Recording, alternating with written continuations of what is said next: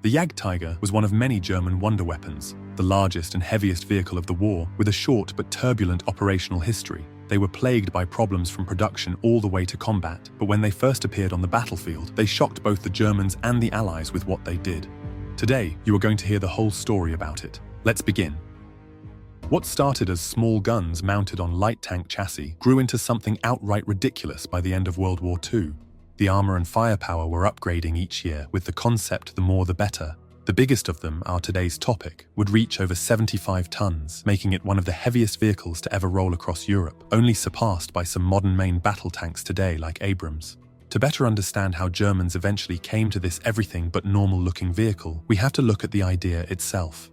Before the war, Germans mounted short-barreled 7.5-centimeter guns for infantry support onto tank chassis without turrets, creating what they called Sturmgeschütz, or what we call assault guns. As the war progressed, this idea evolved. When faced with improved and increased enemy armor, they added anti-tank guns instead of low-velocity infantry support guns, and this created Panzerjäger, meaning tank hunters. The key difference between these and regular tanks was that tanks had turrets, while these tank destroyers/assault guns had guns directly in their hull. They did that because the turret was significantly complicating tanks' production. Slamming the gun in a fixed casemate and welding armored superstructure around it was much more cost-effective and faster.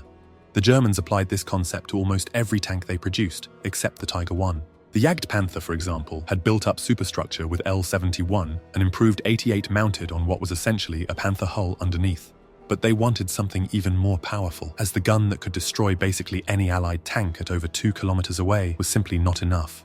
Germans tried out some ridiculous guns on tank platforms even earlier. The Stura Emil and Dicker Max were prototypes with 12.8 and 10.5 centimeter guns, and proved that mounting such huge guns on a mobile platform was possible, although they were abandoned as it was deemed absurd to do this at the time. By the summer of 1943, heavy Soviet tanks were emerging on the Eastern Front and concerned the Germans that even their infamous 88s are not going to be enough soon. Hitler, loving the absurdly powerful weapons, immediately supported the idea of a new ultra-heavy tank destroyer with the heaviest armor and firepower the world had ever seen. Starting the war only a couple of years before with the 37mm gun as main anti-tank weapon, they were now looking at the enormous 128mm Pak-44. At the same time, the Maus super heavy tank prototype was being developed and intended to use this gun. But with the 180-ton Maus still far from actually being realized, the Germans decided to take the gun and mount it onto something already existing. The first and biggest challenge was how can that be put on tracks, as it was simply too big and too heavy. The Tiger II chassis was chosen as the best option, and even that had to be extended for almost 2 feet from the original hull, so it could house this gun in a fixed superstructure. After many errors and trials, they came up with the heaviest vehicle of the Second World War. 225mm of frontal armor sloped at 75 degrees gave it protection from basically anything on the battlefield. 80mm sides were not invincible but still quite a solid protection. However, this protection came at a cost in weight, as the Jagdtiger now had about 75 tons combat ready. Good luck trying to cross bridges and not collapse them. It was powered by the same engine that the 20-ton lighter Tiger I had, pushed to about 600 horsepower. To make matters worse, it was paired with the already problematic transmission from the Tiger II. It is now not going to work better in an even heavier vehicle. This would turn out to be Jagdtiger's biggest issue, with a top speed of 12 miles per hour and completely destroying its transmission every 200 kilometers. If you want to replace it, you have to remove the entire main gun first. Try that in the field. The issue was so alarming that engineers were sent from factories to somehow find the solution for so often breakdowns, but there was nothing they could do as the vehicle was simply too heavy. However, nothing could prepare either the Germans or the Allies for what would actually happen in real combat.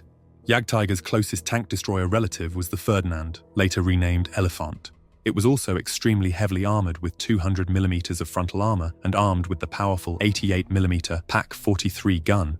However, it was even more plagued by many errors that were tried to be corrected in Jagdtigers, like adding a whole machine gun from the start, or even one at the back deck for close anti-infantry protection.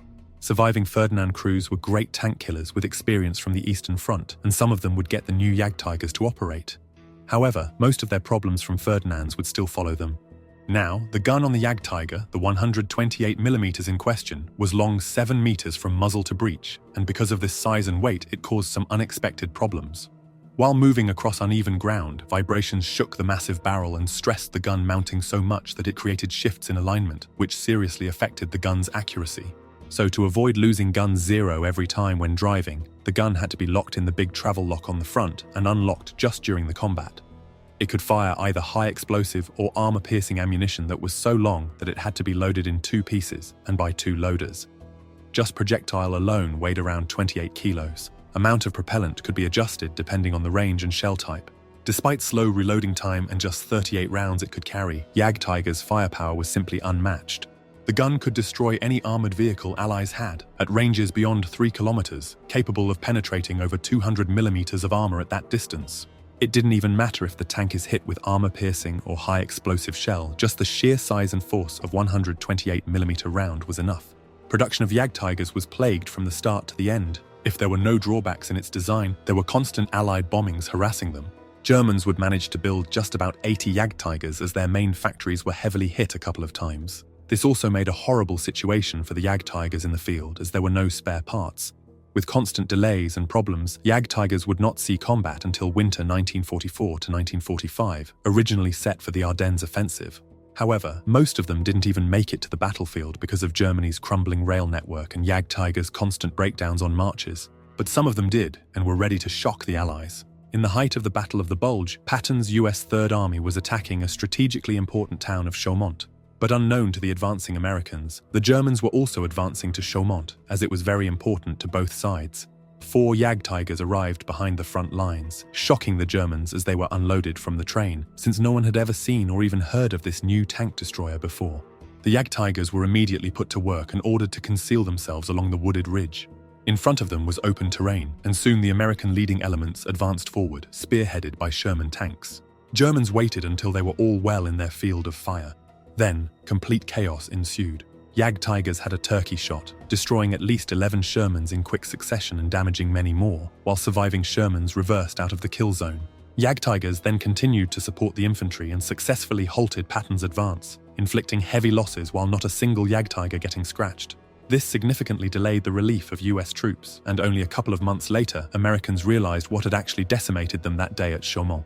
However, such successes were rather rare exceptions. The majority finally saw combat in Operation Nordwind in January 1945, where the first Jagdtiger was lost. Such a heavily armored beast was destroyed by a bazooka that went through the back and hit the ammunition, causing a huge internal explosion that killed the crew and blew up the tank destroyer. The biggest enemy to Jagdtigers, however, were themselves and the rapidly deteriorating conditions of the German army.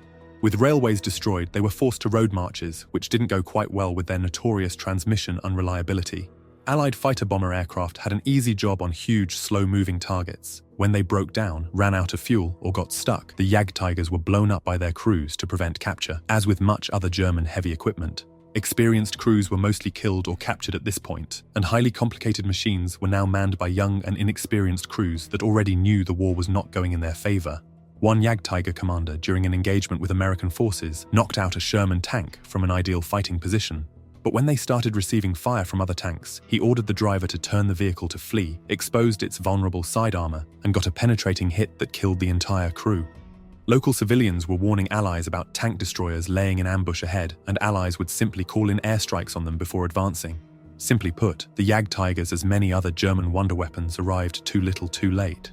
For example, for the price and time needed to build one Jagdtiger, Germans could build 30 Hetzers. Although Hetzer was not the best tank destroyer, it was useful, and 3,000 of them instead of about 100 semi-working Jagdtigers could maybe actually make a difference. But we'll never know, and probably no weapon Germany built could actually change the outcome of the war.